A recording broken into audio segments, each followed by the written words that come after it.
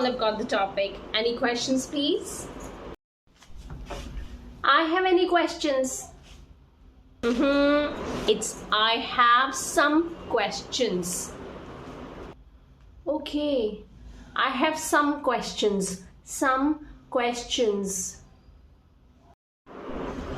I don't have some questions. No, I don't have any questions.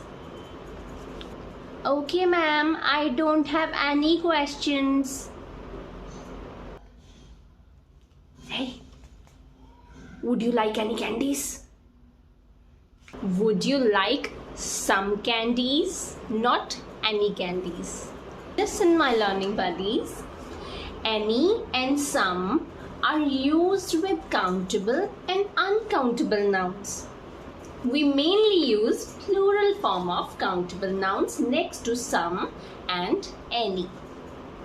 If we talk about sentences, any comes in negative and question sentences. Some is used in affirmative sentences. There are some exceptions. Some is used in questions as well, when we make offers or requests. Look at these examples of any and some. He refused to share any toys. He never says anything. He did not go anywhere.